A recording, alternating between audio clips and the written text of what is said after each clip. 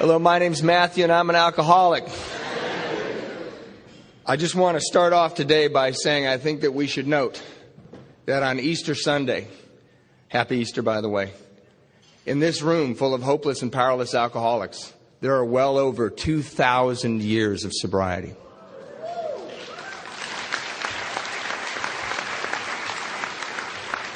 I'd also like to say I was expecting fewer of you. Why aren't you home with your families? But I know in some sense that we are absolutely home with our families today here.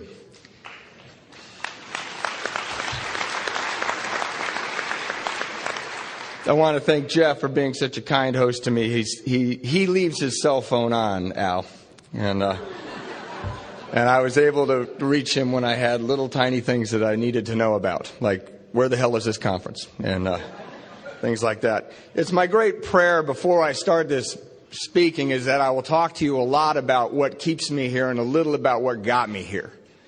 I do feel I have to qualify as an alcoholic, and I can't tell you how pleased I am that you're not eating while I do that. I'm pleased for you.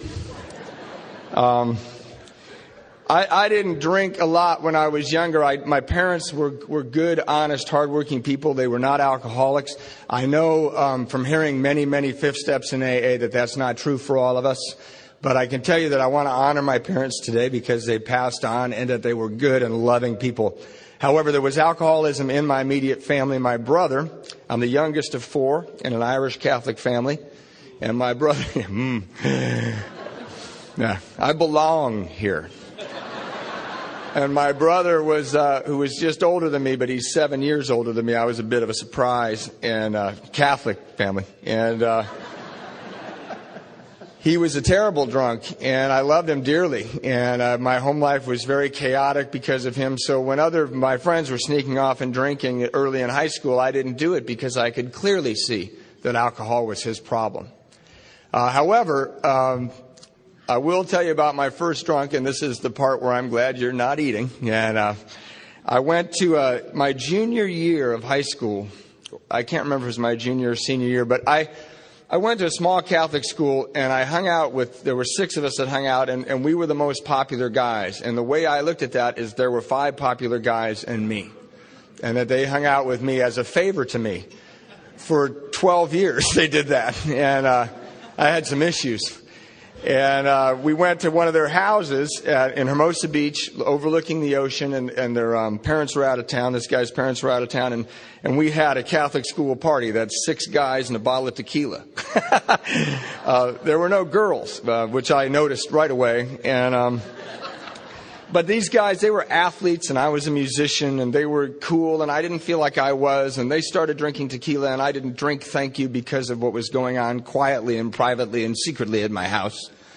And but I just couldn't stand the feeling of separation while they were enjoying this alcohol. So I said, I'll have a drink, and they poured me a shot glass, and you guys know the story. I drank that shot glass, and 12 years of Catholic school guilt melted from my shoulders. It tickles me pink that I'm standing here at the spiritual breakfast on Sunday morning. I can tell you the nuns of St. James and the Franciscans of Bishop Montgomery are rolling over in their graves that I'm the spiritual speaker. Thank you, Father Terry. Anyway, so I immediately had this warm sensation and great feeling of love for the world because of this tequila. And I went and got a quaff cup, is what we called them in college, big cup, and said, can I have some more tequila, please? And they filled the cup up, and we were having a great time. I was articulate and handsome and funny and Eric Clapton and, And I decided to go down the hall to go to the bathroom. And this is the first time I'd ever been drunk. And I went down the hall of this beautiful house. And I walked into this marble bathroom. And this is where God first enters my story. I sat down on the toilet to go to the bathroom. And the room started to spin. And my last thought before I blacked out was that God would not make a body that could defecate and vomit at the same time. And I was wrong. Apparently, he designs you exactly that way, and I lurched towards the sink, and that's all I remember. And I woke up the next day on the floor of this bathroom in a sleeping bag with a pillow under my head, like I had gone camping in the bathroom. And I've since sent all of those guys coda literature, but I was completely cleaned up and thought, how the hell did I end up camping in the bathroom? And about halfway through that day of school, it dawned on me what had happened, and I was filled with remorse and shame. And I've been to many, many speaker meetings, and I've heard people say that they took that drink, that first drink, they felt that feeling, they got sick as a dog, and they couldn't wait to do it again. And because of the balance of my home life and that incredible Catholic guilt that it just cues up, I just did not want to do that again. I thought, oh my God, I'm just like my brother. And the thing is, I used to hear my brother fight with my parents, and he'd disappear for weeks at a time in high school. And my only thought was, how could anybody treat those good people so badly? And so I didn't drink again in high school. But then I went to Chico State. And just before I went to Chico State, my brother got sober. He had gotten his high school girlfriend pregnant. We had done everything we could for him. We did group therapy and then tough love. This was the 80s, and we put him out in his car. He lived out in his car. And then he said, I've gone to Alcoholics Anonymous, and I have 90 days or something. And my parents said, well, you can live with us while you get your life together. And he would lie in the bathtub the summer before I went to college, and he would read this blue book. And I would shave and look at him and think, what could possibly be in that book that we haven't tried? Because look at him, he's back. He's the guy I love and admire, and he's doing so well, and he's humble, and he's quiet. He's totally changed, and he was reading this blue book in the bathtub. So I went off to college, and somewhere on I-5 between the Grapevine and Chico, you forget all about I'm not going to drink alcohol anymore. And I hate to tell you, if there's any parents who are going off to college, in my first week at Chico, I started drinking alcoholically. I took acid, snorted cocaine, and smoked a lot of pot. Higher education. And that's just my experience. It may not be your kid's experience. It was just my experience. And I felt part of. All of a sudden, all those hours and hours of practicing, playing guitar in my room were paying off. There were 3 girls to every guy at Chico State. I had a date every year.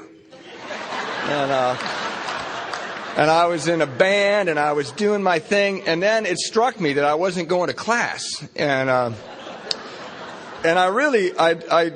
got a degree in literature. I was attempting to get a degree in literature, and I realized that drinking was a problem, and it started caved in on me that it's like 3 months into school that I was just like my brother.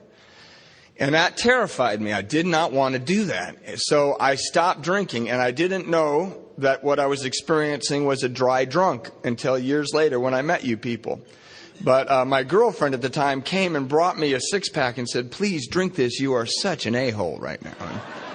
And who am I to argue with medicine? And I drank it and forgot I wasn't drinking. I just was off and running. So that's how it started. And I'd like to kind of fast forward to how it ended, because what I'm really, really passionate about is the program of Alcoholics Anonymous and the journey of recovery and action. Thank you.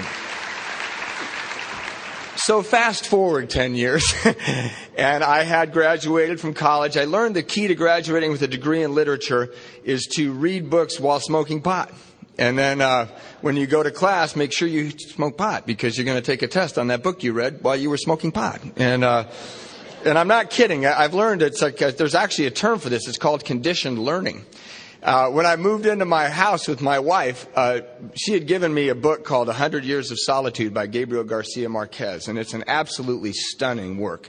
And I read it, and I loved it so much, I kept waking her up to read passages to her, and she goes, I know, it's a great book, And by the ending page, it's just phenomenal.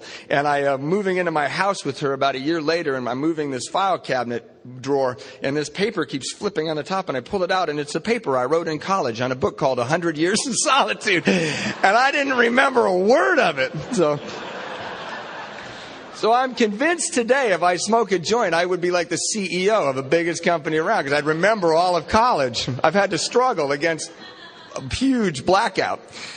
But anyway, so I did graduate from college and I pursued my dream and I became a musician. I became a musician, which I'd always wanted to do, and I worked very, very hard to do it. And I'd saved my money and I'd bought the correct instruments and the correct equipment, and I practiced and I took lessons and I practiced and practiced and practiced because I love music. There's something about it that's indescribable to me. It just shakes me. And I ended up on the East Coast playing in a band, and they kicked me out. I was 29 or 30 years old, and I had drunk myself out of a rock and roll band. Need I qualify more? I mean, that's like Keith Richards going, "You gotta cool out, man." You know? So I was shocked when they said I drank too much. I was like, "Are you kidding? We're a rock and roll band, man." And but you know, I would miss the bus, and you can't miss the bus. You know, if you play lead guitar, you need to be there. And I actually stole a car once because I borrowed it, but I just went to the next town. It had the keys in it. It seemed like a community car, and I drove it to the next town and to catch up with the bus. And I left a very nice note about the address that I took it from, and please return this car if you find it. And I made it to the bus, so I wasn't that bad, but I got kicked out, and I came home, and you know, I went to the East Coast. My mother, who I dearly loved, was diagnosed with cancer and did not have a good prognosis. And I went to the East Coast anyway to play with this band. And when I came back, I lied. And I told everybody that I came back to take care of my mother and to be near my mother. And that was absolutely a lie. If I could have stayed away forever, playing music and getting loaded every day, I would have done it if I could have gotten away with it. But I had nowhere else to go but home. I had to take a Greyhound bus with my last dollars, with all my equipment stuck on the load to get home. And I got home, and I got a job that was beneath me at Marie Callender's in Hermosa Beach as a waiter. And they quickly found out that I'd gone to college, and they made me a manager. And I remember when they were training me to be a manager, and I thought, God, manager, that's kind of beneath me too. You know, I have an honors degree in literature, and I'm a rock star. You know, what the hell am I doing here? And but I remember when they were training me to be the manager, they're like, "Here's the kitchen, here's the freezer, here's the bar, here's the keys to the bar," and then he went wah wah wah wah wah. I was like, "The keys to the bar?" And they kept talking, and I kept looking at the keys. And this happened many, many times. I was the weekend and night manager, and we served breakfast too. So on Friday and Saturday nights, after we closed, I'd open up the bar for the waitresses and myself, and we would drink, and they'd all go home eventually, which seemed like unbelievably ungrateful behavior. And I would drink and pass out at the bar, and I would many times. This did not happen once. I would wake up with the sun pouring into that bar with bottles everywhere. I haven't done the books, and the morning manager's coming down the street to open the bar. So I would run through the bar and stop in front of the alarm system because I have to set the alarm for the 14 seconds that no one's going to be in the restaurant. And I'd set the alarm and run out and hide on the floor of my car. The only car in the parking lot. You know, it's 6 o'clock in the morning, and this guy was so funny. He'd pull up right next to my car. And then he'd get out and glance into my car, and I'm like, I don't think he knows I'm here. And he'd go into the restaurant and clean up my mess. And right after one of the waitresses got pregnant by me. I used to say she got pregnant. I got her pregnant through the work of Alcoholics Anonymous in a 4-step. I found out I had a part in it, and. It's amazing what you can learn if you do these steps. But I ended up, they fired me. You know, this job that was clearly beneath me, they fired me because I was absolutely unable to do it. And I remember that this girl had literally told me like the day before that she was pregnant. And I don't mean any disrespect to her, but if you had lined up the waitresses at Marie Callender's and said, which one of them do you want to accidentally get pregnant? I would have said, not her. Maybe her. Not her. Because my perception was that she was a self-centered, spoiled Manhattan Beach girl. My perception was that she was self-centered. I was 30 years old. She was 18. See, the guys always applaud. That's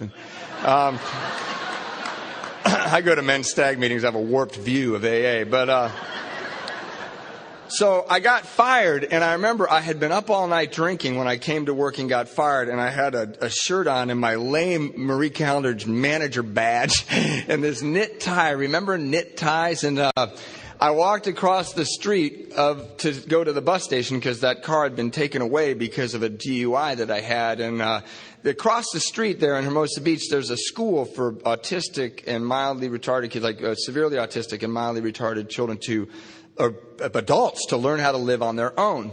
And I walked up to this bus stop, and there were about 10 or 12 of these autistic and retarded adults. And I walked up and I'm crying and I got snot coming out of my eyes because I lost this crappy job and I got this girl pregnant and like, what happened to me, you know? And I stepped off the curb to see if the bus was coming because it couldn't come fast enough. And 12 retarded people yelled, "Don't stand in the street! Don't stand in the street!"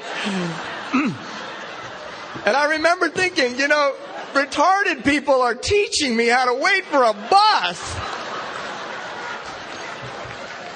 And sadly, that was not my bottom. So I got on the bus and I got home to my apartment and I got off the bus and I sincerely and very sincerely tried to drink myself to death. I couldn't believe that this had happened. You know, my parents were married for 50 years to each other. I never heard my father insult my mother, not once. I knew better. I knew better. I was raised with love and kindness and direction, and I was taught character, and I was taught right from wrong, and I pawned it. I pawned the character and the lessons in life that I had learned to pay for the party. And I got to my house, and I tried to drink myself to death. And there's a part in the big book in the promises that says, you will not regret the past nor wish to close the door on it, because no matter how far down the scale you have gone, you will see how your experience can help others. And with that in mind, I will tell you that when that girl was 8 months pregnant, I pushed her down a flight of stairs. And it wasn't because I wanted to hurt her. And it wasn't because I wanted to hurt that baby. It was because I didn't have a single feeling in me for them. I wanted to get loaded, and they were screwing up my high. And I tell you that because that's where alcoholism took me. I was dead inside. Absolutely dead. And I had come from a rich experience. We joke about Irish Catholics' upbringings. There's no more fun place to grow up than an Irish family.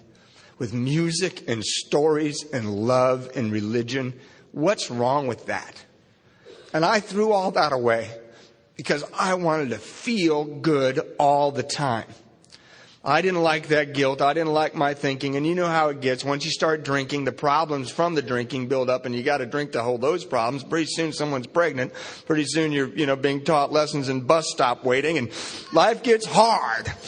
And my life got hard, and I tried to die from drinking. And my sobriety date is May 16th, 1993. And my home group is the Hermosa Beach Men's Stag at Hermosa Beach. And about May 14th, 1993, around that time was Mother's Day. And my brother, who was sober like 12 years, called me up and said, "Hey, we're going to celebrate Mother's Day down at the harbor. Well, I'll pick you up, you know." I actually I had bought a car. I had a $200 AMC. I've never seen an AMC since that, and I know why. They're not very good cars. And But my brother came to pick me up, and my mom was alive but not doing well, and he wanted to take me to Mother's Day, and he said, "Make sure you're there. I'm going to pick you up." And I put a clean shirt on my dirty body. I'd been up drinking and doing other things, and I weighed 108 pounds. I know, I weigh 170 pounds now, and I'm not any taller. So So I got taken to, my brother picked me up and went to Mother's Day, and I sat there and I had that deluded thinking that if I just talked a lot, no one would notice that my life was a mess and that I weighed 108 pounds and that I was unemployed and that I had a teenage girlfriend who was about to have a baby. And it didn't work. I didn't make any sense. They looked at me aghast, but let me go. They let me go. They didn't, no one confronted me. They just acted like I wasn't there. And I was so filled with shame. I love these people. I dearly love these people. I had tremendous amount of respect for them. And I was the fool. I went from the golden boy to the fool. And my brother drove me home, and we got in an argument, and we've talked about this since, and we don't know what we argued about. I would love to know, because I felt that I had the moral higher ground. And he was, sober, married, children, going to visit Mom. I used to call my mom many times and say, I'm going to come visit you, Mom. And somewhere between, and I lived 2 miles away, between the phone and the door, I just had to have one drink. Just one, so I could go visit her. And I didn't go ever.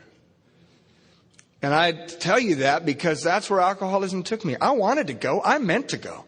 But after the first drink, it suddenly was midnight. And I'm drunk, and I don't know why I did this again, and I'm ashamed. And I thought, well, that's all right, I'll call her tomorrow.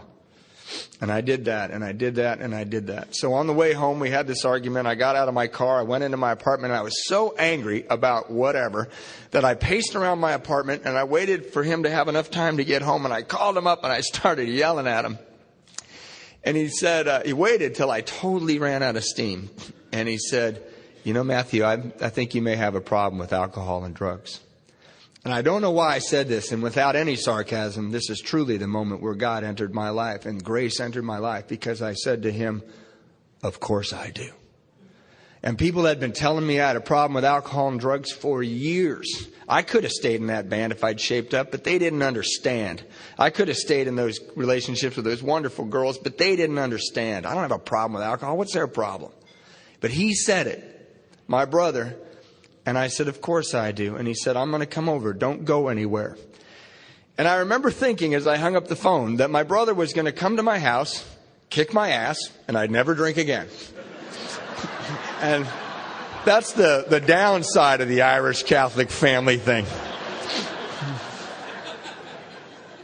I one time lent my bike to a neighbor, and I never lent it to my brother because he was an alcoholic. And every time I lent him something, he sold it. So, I didn't lend my bike to my brother, but I lent it to a neighbor, and my brother saw the neighbor ride by, and as he beat me up, he goes, I'm family! Family comes first! So it wasn't unusual for me to think that he was going to come beat me up and I'd never drink again. And in a way, I welcomed it. I was so full of self-loathing, I was so scared of the world and hateful of myself, and with equal parts arrogance. And my brother showed up, and I had been hiding out in this apartment. I had actually for 6 or 7 months just stayed in the apartment. It was right next to the beach. And I would sit on the couch, and when someone would come up on the porch, I'd hold my breath because I didn't want anyone to know I was inside. I was afraid of them. It was a lot of times the mailman, and he was putting that ugly red mail in your mailbox, last notice, final, big obnoxious mail that no one brings in. And I would hold my breath. The one time I went out, I used to wear these surgical pants you remember that when they were popular, like from ORs or whatever? I don't know where I got them, but I wore them for months. And I was staying home, why change? And I remember I thought, I live right next to the beach. I think I'll go outside on the porch and smoke a cigarette. And with God as my witness, I walked outside and a DEA SWAT team ran through my courtyard of my apartment complex. And those surgical pants became unwearable right at that second. And I had a reaction. And they ran through my apartment complex, and I stumbled back into my house and down the hall to change my clothes. And later on, I kind of talked to some people in the neighborhood. I go, did you see that DEA? They go, oh, yeah, there was a drug dealer across the alley. And my response was, there was a drug dealer across the alley? I have to wait hours. So, not, ooh, I missed that bullet. It was like, God damn it. So this is your spiritual speaker, folks. So So anyway, my brother's coming to this apartment that I haven't left in a while, and I'll never forget this. He walked in, inhaled, and goes, "Let's go to the beach." It was a little ripe in there. And there's, dishes. What dishes? And I remember I grabbed a pack of Marlboro Reds. I grabbed a pack and a half of Marlboro Reds and went down to the beach with him. And we sat on a lifeguard stand at Avenue A in Redondo Beach. And he did this unbelievable thing. He started talking to me about how he felt when he was in high school and he was arguing with mom and dad all the time. And he started talking to me about how he felt when he got that girl pregnant and no one wanted to support him. And he started talking to me about how he felt when he moved into his car because even his parents wouldn't let them in the house. And he started talking to me about how I felt. Now, I didn't think anybody in the world knew how I felt. And the last person that I expected to know how I felt was my brother. And he said it to me. He told my innermost secrets to me. And I started to trust him. Here he was sitting in front of me, healthy, clear-eyed, visiting mom, supporting his family, unafraid. And there I was, 108 pounds, smoking a pack and a half of Marlboro Reds. And when I got done with all 30 cigarettes, I threw up my hands and I said, "All right, I'll go to AA." And he laughed and goes, "AA? Dude, you're going to a hospital." And I said this to him, and I truly meant it. And I go, I'm really busy. I don't think I can go to a hospital. And I meant it. I said, "Well, how long are these hospital things?" And he goes, "I don't know, 28 days, 30 days. And I'm like, "Dude, man, I can't. I'm sitting on the couch. The plates will fall, the balls will fall, And really, I don't know about you, but I remember crystal clear. The reason I couldn't get sober is because if I got sober, all the furniture that was spinning around the room was going to hit me in the head. All those problems that were like, I was kind of going, I don't have those problems, were going to fall in on me, But I have good news from Garrison Keillor. He says, time is so everything doesn't happen at once, and space is so everything doesn't happen to you. And that's what I figured out later on in recovery. So anyway, it took a couple days to work out the hospital. And on May 16th, 1993, when I was ready to go to this hospital, my phone rang. And they said, "Hey, your daughter was born today." So I go, "Oh, I better find that AMC." And I went looking for my car. And I found it. It wasn't easy, but I found it. And I went to a hospital. It wasn't the right hospital, but I went to a hospital. And I said, "I think my daughter's here." No, but maybe you should stay. And I said, no, we got important business. We're going to take care of that later. And I drove off to the right hospital. And the grace of God, I was walking in to the hospital glass doors as the parents of this teenage girl, the mother of my daughter, were walking out.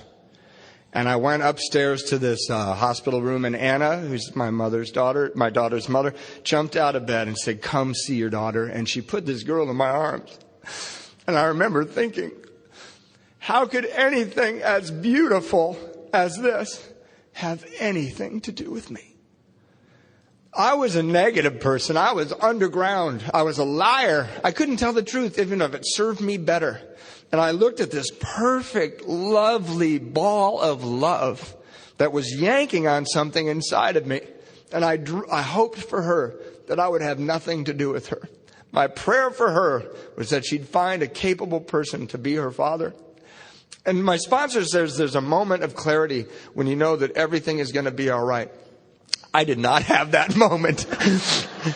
I had that moment of, I am a complete piece of shit, really, actually. And just self-loathing, terrible, terrible self-loathing, bitter and incomprehensible demoralization at its peak.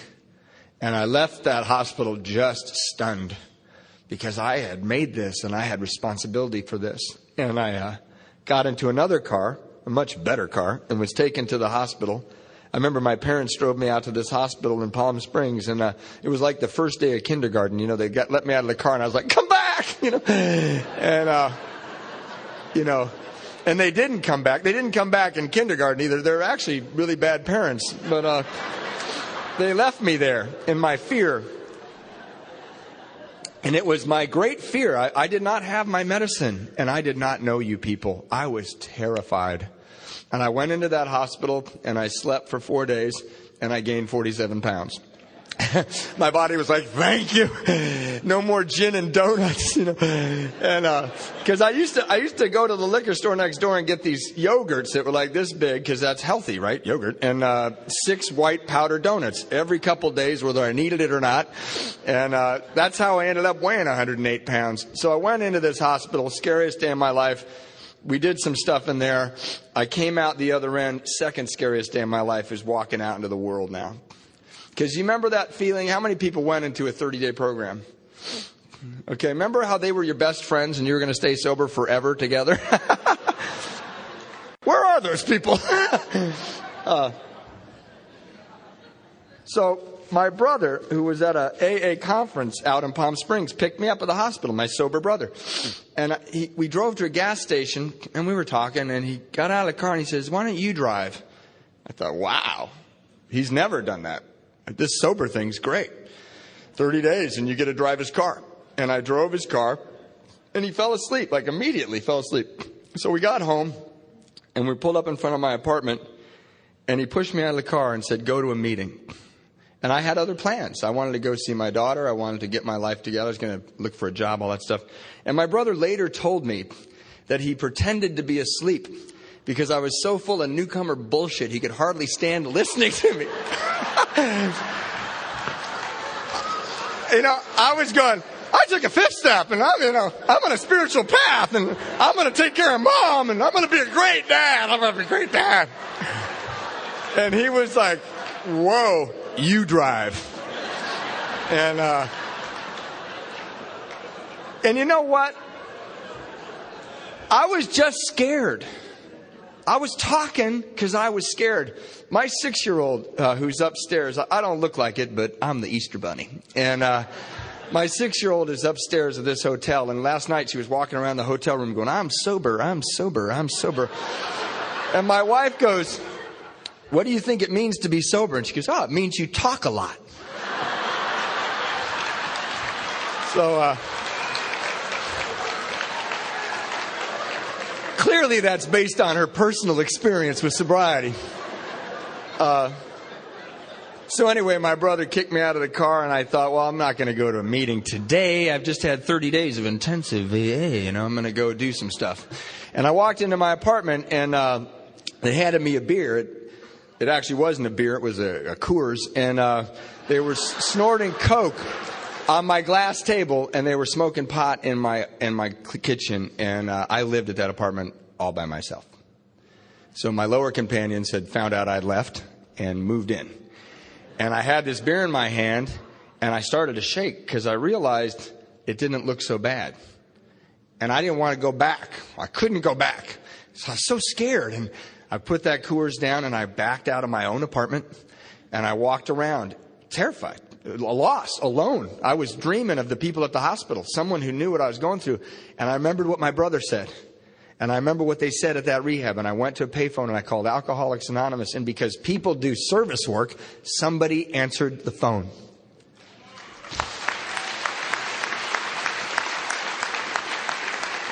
I've been to towns where I've gotten the machine. And I don't think if I got the machine that day, I would be standing here today. So I got a human being who said, there's a great meeting right around the corner from where you are. I told him the corner I was at. And I was afraid. I was afraid of you. And I walked around that meeting block a couple of times, kind of building up my courage, getting my cool up to walk into an AA meeting. And I walked in and I was like 45 minutes early. And there was one guy, George O., standing there setting up chairs. And I walked up to him and said, I'm new and I'm scared. And he said, I know what to do for you. Set up the rest of these chairs.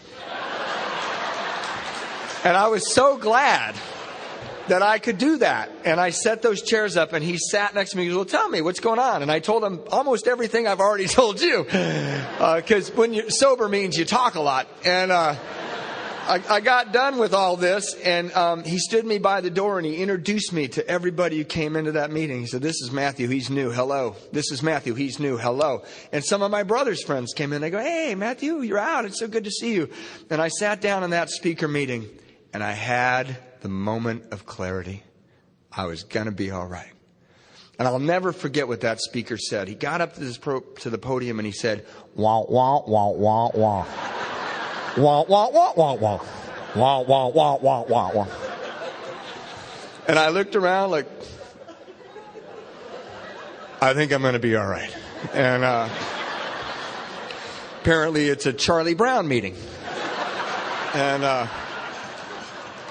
I went home and I moved out of my apartment in the middle of the night. I moved out of my apartment in the middle of the night. And I called my parents. And like my sponsor said, I think he said it Friday, all tough guys live with mom and dad. And I took my tough guy rock and roll ass and I moved in with mom and dad. And but the truth was, speaking of that, I was once spoke at a meeting and some girl came up to me and said, "You are dangerous." And I know what she meant, like dangerous, like motorcycles and black leather jackets. And that's not true. I was dangerous. I was ultimately dangerous because my selfishness knew no bounds. I mean, I ruined that girl's idea of her life, that 18-year-old. She wanted to go to college. I just said, "You're not doing that because I want to have sex with you.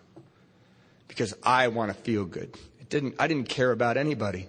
And I knew better. So here I am in sobriety with 30 days, dazed at my parents' house in my old bedroom. And I got up in the morning, I went to an AA meeting. And I found out where there was one at noon. And a guy who was at the noon meeting was at the night meeting I went to. And I walked up to him and I said, "Will you be my sponsor?" And he looked right at me and he didn't say yes. He didn't introduce himself. He said, "Do you have a job?" What a weird question. And I said, "No, I don't have a job." And he said, "Well, get a job. That's your first assignment." And I said, "Well, what kind of job should I get?" And he looked at me and goes, "The kind with a paycheck." And the reason I'd asked him I know, he hasn't ever gotten any nicer. And the reason I asked him, spiritual giant that he is, and I asked him for the reason I wanted him to be my sponsor, and it was, and I'm not kidding, is they told me in the hospital, find a guy in AA who has what you want. And this guy seemed comfortable in his own skin, and he had a decent used car. And I was just, that's about where I was shooting from. It's like, comfortable, I'll take it. When they say relief from the bondage of self, I know exactly what they're talking about. And I wanted it. So I went to these meetings. I got a few days. People were going, the 12 steps, they're tools for living. They're tools for living. And I thought, well, then you shouldn't have written them in Chinese. Because I have no idea what you're talking about. I mean, where's the IRS step? Where's the baby step? Where's the lawyers? Is there somebody useful here? Because I'm in trouble, man. And I didn't understand it because there's a guy, Bob, who goes to our noon meetings, Meter Maid Bob, and he always says, they didn't address my issues. And I had some issues. And I remember at 60 Days Sober, around that time, I was talking to my sponsor and I said, "I love being a father. I can't believe how much love I have for this little girl. Phoebe's the greatest thing that ever happened to me. I thought it was the worst thing. It's the greatest thing." And he didn't respond. And what I was doing, and he knew it, but I didn't really realize it, was I was trying to manipulate him into thinking I was a good person. Because who can argue with "I love my daughter"? And he didn't argue. He just didn't say anything. So a couple of days later, because I need attention, I started this rap again. And I said, "Yeah, I really love my daughter. I'm really going to be a good dad because I'm sober. And I just can't believe that I have this daughter." And he put his hand up to stop me from talking. And he said, "How much child support do you pay?" And I went, "Yeah, I work at this newspaper from midnight to 4 in the morning. And then I deliver packages from 7 in the morning till noon. And then I go to meetings and I live with my parents." He said, "Wow, that didn't answer my question. How much child support are you paying?" And I go, "Well, I'm not paying any." And he goes, "Then you're full of shit, huh?" And I was so mad. And I go, "What do you mean?" And he goes, "This is a program of action. This is not a program of talk. Don't tell me you love your daughter. Show me." And I went back to my parents' house and I walked around my old bedroom red-faced and angry, because clearly I had to find another sponsor. I mean, this guy didn't appreciate me. He didn't understand the intricacies of my love for my daughter. But the reason I had a red face and the reason I was so angry is because he was absolutely right. I was full of it. I was completely full of it. So rather than call him and break up with him, I called Anna. And I said, Anna, I'm making a little bit of money. I'll give you a certain percentage of my paycheck every 2 weeks. And we agreed on the percentage. And she said, boy, that would really help. That would be great. So I did that. I paid every 2 weeks. I wrote a check to Anna. First thing, boom, of this percentage of my paycheck. And if I had 2 jobs, it was the percentage of the total. And I gave her the check. And this weird thing happened. I would go into meetings, big speaker meetings, and I'd walk through the door and you guys didn't stand up and start applauding. And I checked the paper every day and there was no announcement that Matthew's a hell of a guy. And there was no Matthew pays child support surprise party. And you're laughing because you know what I mean. Because remember when you got your license, you're sober a while and you get your license and there's no surprise party. And then finally someone who loves you goes, dude, you're 40, man. You should have a license. And you're like, oh, yeah, right. And so what happened to me was the most important thing about paying that check was nobody knew. That became the value in it. Nobody knew but Anna and me. And every couple of weeks I'd pay this thing and a couple months went by and I noticed that I didn't feel like a piece of shit anymore. I felt like a person who was trying. I felt like a guy who was really doing his best. It wasn't much, but it was his best. And I carried that lesson with me into sponsorship. And when I sponsor a guy, and if you sponsor anybody, you've heard this, I'm going to put myself on the top of my 8-step list because clearly I've hurt myself the worst. And I'm Irish. I got a lot of sarcasm in me. And I never say what I'm thinking. I say, you know what, man? Maybe if you put yourself at the bottom of that list and you make every other amends, it won't be necessary to make amends to yourself anymore.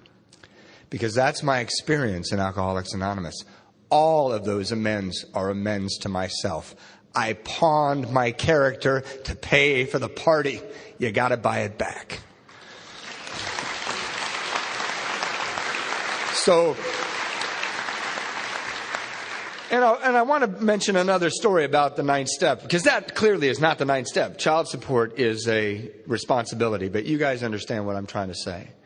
And I did owe a guy. I had sort of taken over that apartment. I had a roommate, and he'd moved to another country, and he was keeping the apartment, and I was supposed to pay him rent. And through various scams, I screwed that guy out of $15,000. And when we got to my 8th step, I wrote his name and, $10 million. It said $15,000, but clearly it looked like $10 million, And there were other amends, but that one just seemed like, wow, $10 million. I don't really have that. And I had this sort of vision that I had to take a briefcase with $15,000 to his house and go, sorry, But I have good sponsorship, and my sponsor said, write him a letter. He lived in Mexico City at the time, and send him a check for as much as you can afford. So I did. I sent him a check for $10 and wrote him a letter, and I sent it off. And it was a long letter, and it was heartfelt because I really liked this guy. He was a good person to me, and we were good friends before I did all that. So I sent this letter off. And, my mother did die. My mother died in my arms, and I had made amends to her. And she died in my arms. And I was clean, pure and clean with my mother. And I was in love with her, and I was a son. And I was a son because I was taught how to be one in Alcoholics Anonymous. My sponsor said to me, because I would say, my mom's getting really sick. I think maybe, I could hire a string quartet or something to go over there to play for her. Or maybe I could bring her some food from this restaurant she likes. And he goes, man, you are so grandiose. Why don't you try being a son? Why don't you go sit next to that hospital bed a half hour longer than it's comfortable for you? I am so glad he said that. Because I didn't have the money for that other stuff, and I was grandiose. It was stupid. And I went to her bed, and I sat there a half hour after it was comfortable. It's uncomfortable watching someone you love die. It's uncomfortable being with sick people in general, but with sick people who you can't bear it that they're sick. It's uncomfortable. And I sat there with her and I made amends to her. I said the amends to her and I demonstrated my amends. I changed my behavior. I amended my behavior. And when she died, I was clean and I let her go. Let her go be with God. And that was a beautiful, beautiful moment in my life. Thank you for that. Thank you for that. Because truly, I want to say this about a higher power. When I came out of that rehab and I went to my first AA meeting, I was nervous. And then when I came back the next week, I noticed that some of the people that were there the first week were sitting in the same chairs. And that gave me a little bit of comfort. And then they started to share and I started to hear them. The next week I'd hear a guy and he'd say something. I go, man, that's how I was. That's how I acted. And I started relaxing a little more. And then I'd come again and all the regulars were there and I'm starting to know their names and they're welcoming me and I have a commitment and I'm starting to feel at home. That, my friends, is a higher power. I couldn't make those people sit there. I couldn't do that. I had no power over that. A million things happened to get every one of those people in those chairs. Clearly, that's a power greater than myself that restored me to sanity. So if you're sitting here, and you have 6 months of sobriety or 2 years of sobriety, and you're going, I don't get the God thing.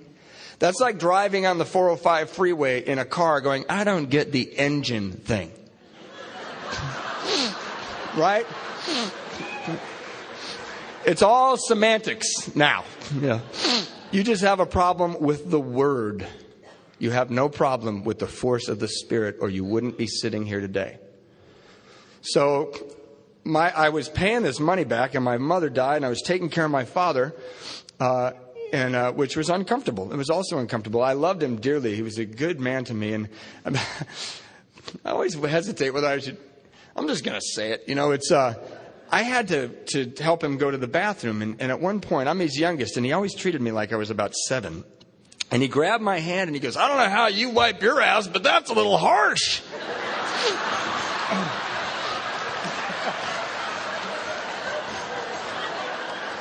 So I calmly told him that I would get the next person in line who was waiting for this honor to come on in and do it.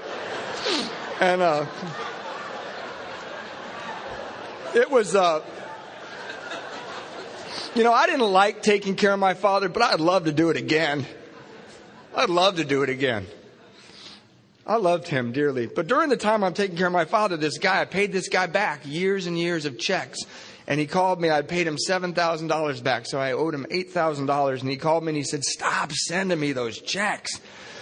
And I go, what? And he said, you've just become this guy that I always knew you could be. I'm so grateful to you. He goes, nobody ever paid me back anything. And here you send these things every month, and I'd send more money or less money depending on how I was doing. And he said, you've already paid me back. And I made the mistake of calling my sponsor to brag that I had finished my amends. And he listened to me, and I to this day, I want to be as cool as this guy. He listened to me, and he goes, oh, okay, uh-huh. I go, yeah, I don't have to pay him back. He goes, that's that guy you started paying back when you lived with your mom and your dad. And I go, right. And he goes, yeah, now you live on your own. You got this great job. He goes, hey, man, you want to stop doing what's working? That's cool. Why do we call these guys? So, my father passed away. He died of a broken heart. He said to me when hospice came through the door, I want to meet your mother. How can you deny a man that with that great love? And he went to meet my mother, and he left me some money, and I wrote a check for $8,000, and I put it in a FedEx envelope, and I sent it to Larry, who now lived in Newport Beach.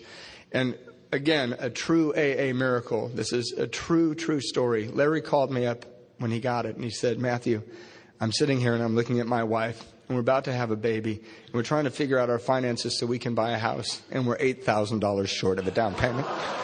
Yeah. So the flake, the loser, helped this guy buy a house with his own money.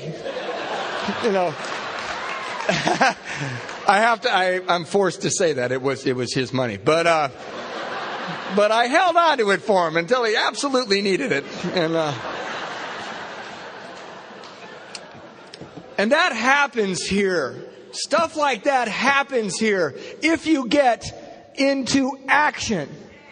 Into action. When I was sitting on my couch, I was not into action. When I was writing $10 million checks, that's action. And the reason I nailed the 9th step is because I don't know if you guys do it down here, but up where in Hermosa Beach and Long Beach at noon meetings, a lot of the time, the format is somebody reads a paragraph from the big book and then we share about it. And the paragraph that a lot of people pick is the spiritual life is not a theory. You have to live it. And it may surprise some of you. I know it surprised me that paragraph is not in the 3rd step section of the big book. And it's not in the 11th step section of the big book. It's in the 9th step section of the big book. To live a spiritual life means to make restitution for the harms you have caused others. That is living a spiritual life. I pray and I meditate.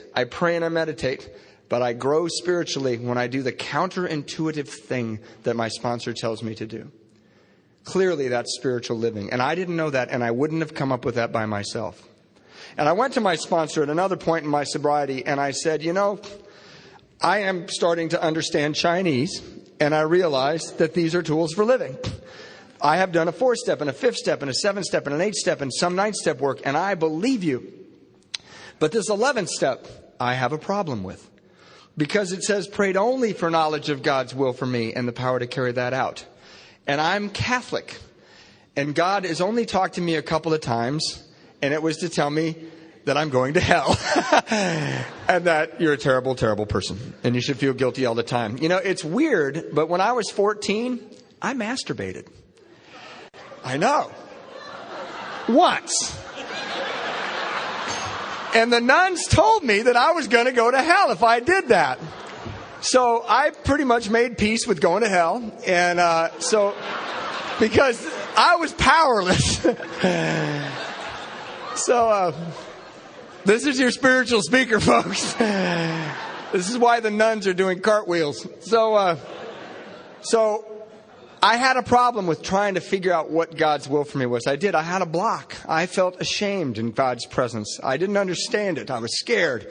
When you make a 3rd step, you don't know what that means till you've made the other steps. Then this higher power thing starts to take some shape. So I did this thing. I told my sponsor, how do I know God's will for me? And again, he didn't give me an immediate answer. He thought about it. He just sat there kind of looking at me. And then the next break at a different meeting, I said, can we talk about that? I want to do this. I want to do this. Saw it through prayer and meditation, improve praying only for knowledge of God's will for me. How do I know? And he said something that changed my life. He said, Matthew, it's so simple, you can't see it. It's so simple, God's will for you. If a check comes in the mail and it says, pay this amount, God's going, pay that amount. If the alarm clock goes off, God's going, hey, get up. And if Phoebe's diaper needs changing, God's saying, it's time to change the baby. Do the next indicated thing. Don't do your grandiose idea. Do the next indicated thing. And you can rest assured that you are doing God's will for you. Now, if my father had told me that, or a friend had told me that who wasn't an alcoholic, I would not have heard him. But somebody who is baffled by life, the way I was because of my alcoholism, explained in very simple terms what God's will for me was. And it changed my life. I could do that. I want to tell you, one of the things that happened is I was saying that prayer, relieve me of the bondage of self that I might better do thy will. And I told my sponsor, because I can't do something good without somebody knowing about it. And because then it's like I didn't do it at all. And he said, prayer is great, but action's really where it's at. And I said, so I thought about, how do I relieve myself of the bondage of self? And I go to the Hermosa Beach Men's Stag. It's a big meeting. And this guy got called on and he said, I'm visiting from Australia. I'll be visiting once a month. So I just want to introduce myself. So my big relief from the bondage of self, my great idea was to remember his name.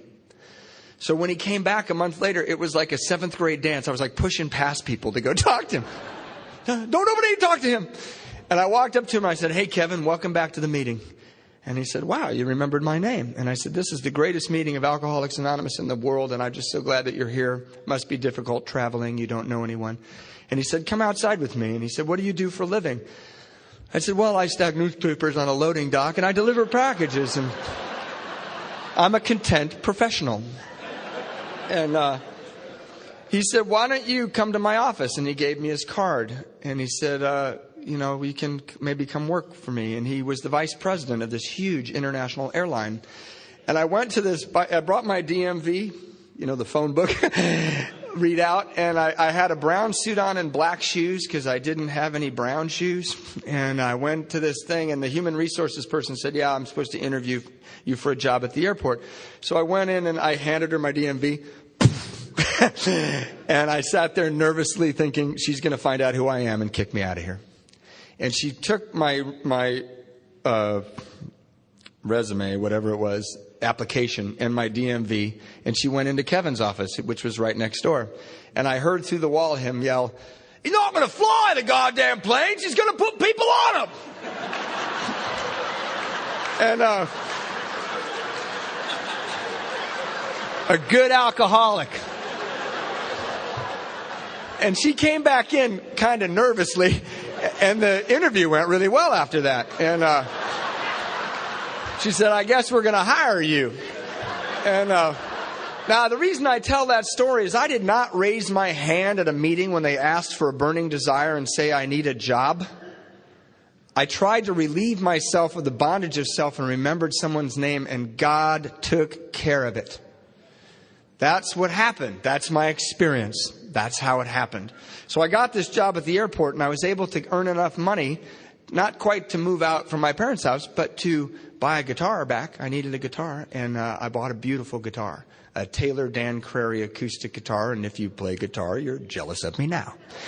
And I bask in your jealousy. And I took that guitar and I bought it on my way to work. And I wasn't super popular at this airline because I got hired by the vice president. So they thought I was a mole. I remember they used to go, "This job is hell. This job is hell." I'm like, "This isn't hell, man. I've been to hell. This is pretty good." And, you met famous people. You could go everywhere you want in the world. If you had 2 nickels, you could go anywhere you want in the world. I didn't have 2 nickels, but I could if I wanted to go anywhere in the world. And, they had an employee bus that took you to your car, and I had my guitar there, and I was so excited about this guitar. And I'm standing at this bus stop with my guitar, and this woman who worked for British Airways came up, and I turned to her and I said, "Can I show you my new guitar?" And she looked at me and she said, "I don't look at strange men's guitars." And she got on the bus. So I had to get on the bus. I mean, it's the employee bus. So I followed her on the bus and I go, "You know what? Why don't we talk for a minute? We won't be strangers. Then you can look at my guitar."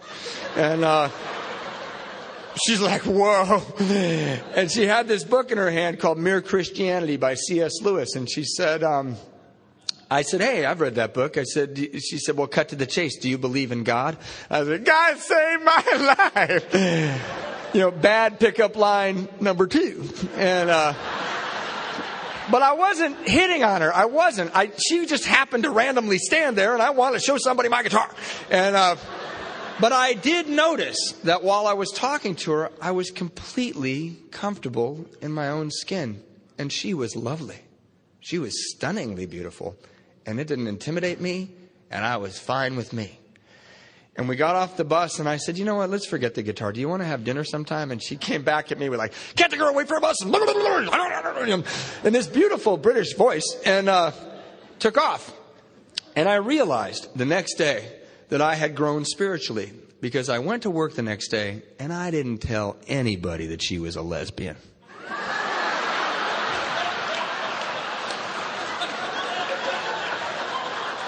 I'm okay, she's okay, we're okay. And I'm only half kidding, people, because she rejected me. I have nothing against lesbians. Sometimes I love them, but it would clearly make it, she rejected my gender, not me, clearly. And, but I didn't have to be that way because I liked me. I had done some work. I liked me. That's all right if she doesn't like me. That's not a huge surprise. She's really, really pretty. But she came back up to that bus stop that day, and I didn't have my guitar, and I thought, well, she won't recognize me. I don't have a guitar. And she tapped me on my shoulder and said, I believe I was rude to you. Would you like to miss this bus and have a cup of coffee? And we're married now almost 11 years.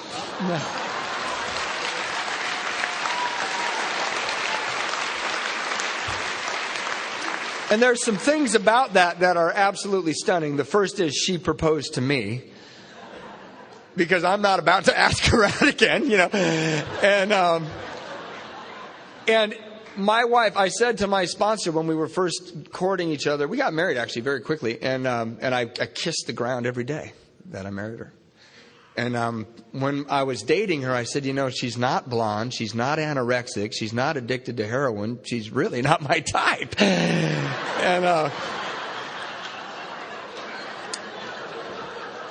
And he said, you've changed.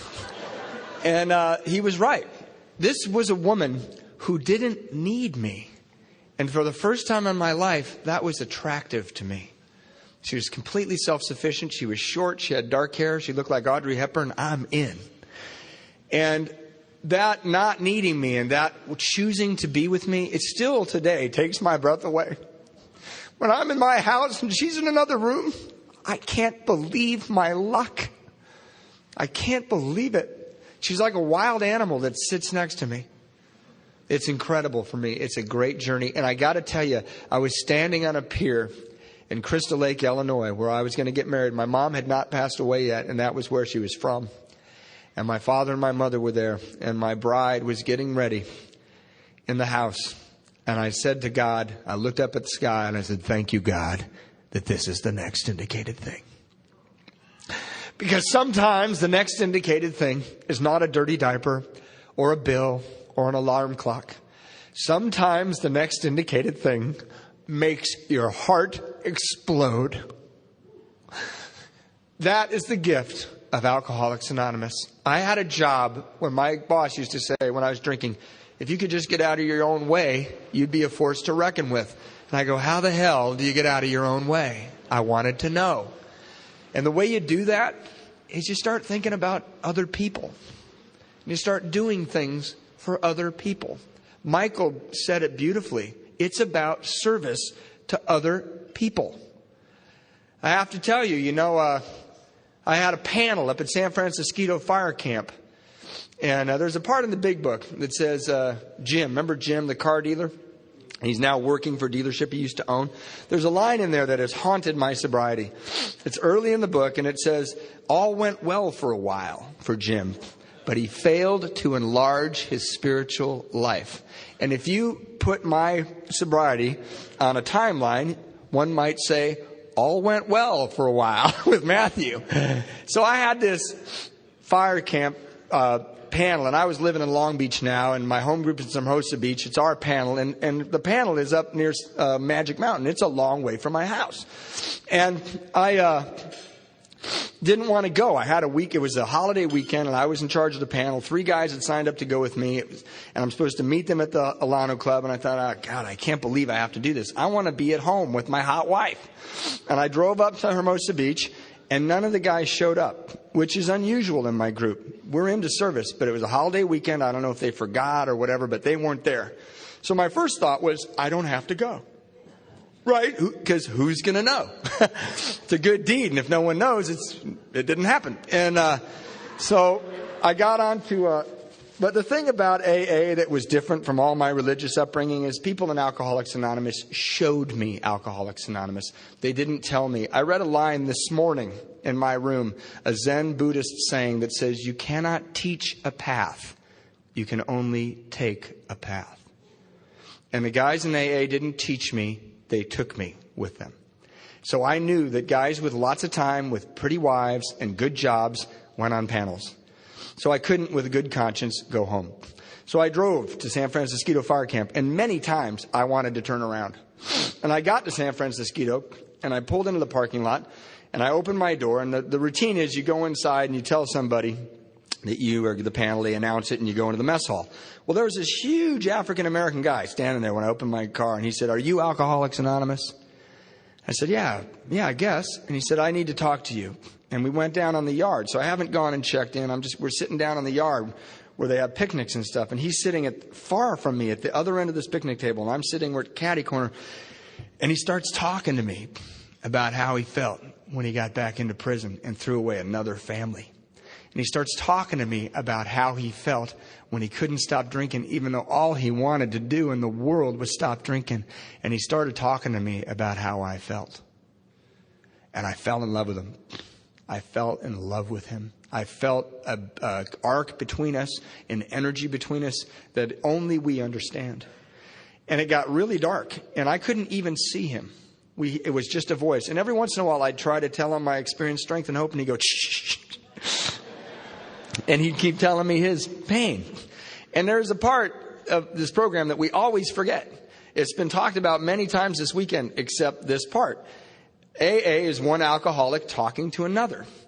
That means one is listening.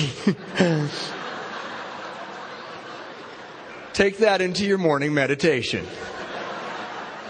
Because my form of listening is waiting till you shut up so I can tell you what I think. But all I did was listen to this guy. And on the way home, I floated home. And I'd realized that I'd enlarged my spiritual life. And all I did was go somewhere. It had nothing to do with me. I brought my ears to do God's work in spite of the fact that I didn't want to do it. It doesn't say we happily did this stuff. It doesn't say we enthusiastically did this stuff. It doesn't say if you want to do this stuff. You cannot want to do it and still grow spiritually. And that is my experience. I drove home, I opened the door, and my wife was better looking. It was weird. So I want to tell you really quickly about a spiritual experience I've had. I've told you a little bit about my wife. We had 2 children together, and I was in the right car with the woman who was pregnant, and I went to the right hospital. That in itself is a spiritual experience. And I've been through some things that financially, and I finally got a good job. I finally became a drug dealer. I'm a pharmaceutical salesman. I'm getting my money back. Come on, man. So, but I just got this job, and we were going to get ahead financially. I had just gotten this job. My offer had come the day before, and my wife in the morning was looking kind of tired that next day. And I said, "I'll take the kids to the park, and you just rest." And she was making some British food, and I had I wish I could remember, because you guys go, "Oh yeah, that's British." That wasn't kidney pie, but it was damn close. And I had a pager on, and I walked out of my house, and I got the kids in the car, and I started up the car, and I started to leave, and my pager went off, and I didn't have my cell phone with me, and I thought it might be this new job. So I went back into my house, and my wife was lying on the ground, and she'd had a serious stroke, a massive stroke. And her face was distorted, and the kids stepped right over her and went out in the backyard to play. Kids were just oblivious. And I looked at her and I said, "You've had a stroke." And she looked up at me and said, "Don't call an ambulance," because she's British and she hates to be the center of attention. And I called an ambulance, and the ambulance took me to my hospital. I live in Long Beach. It's a big city. And they took one look at her and said, "We need to call a helicopter. We need to get you to UC Irvine. She's in trouble." I was scared. I called my sponsor, my sister, and her parents in England. I flew in a helicopter to UC Irvine with my wife, and we went in, and they were going to do this surgery that was going to save her life. They're going to run this thing up her leg and sprinkle this stuff on her brain. And they stopped, and they all walked away, and they said, "We can't do anything for her." I was devastated. I stayed with my wife and lied to her and told her everything was going to be fine. And I went out there, and my sister and my brothers and sisters were in this weird alcove for the family. And I walked out into the waiting room, and guys from Alcoholics Anonymous were there. To this day, my wife says, when I wake up and Bill and Jay are leaning over me, I know something really bad happened.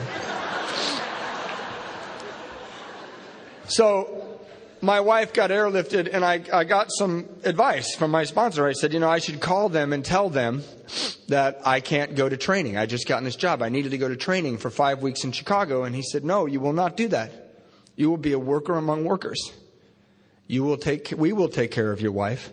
Go there and don't tell anybody that your wife had a stroke, and knock them dead." Again, not my thought, counterintuitive, but I took his advice. I've become to rely on him. And I went there. And I worked hard because this is our income now. And every time I left my class, there was 2,000 people in this hotel who worked for this company. And they were all ruining their marriages and going to sports bars at night and acting like crazy people. And I would walk out, and I got a lot of crap for this, checking my messages on my cell phone, because I wanted to see if my wife was alive. And I walk out into the hallway, and there'd be 10 messages from you, 15 messages from you. No exaggeration. I'm prone to exaggeration. I'm Irish. No exaggeration. Every 3 hours for 5 weeks, went to see your wife. She's looking okay. She's going to be all right. We took your kids to dinner. We put your Christmas lights up. We mowed your lawn.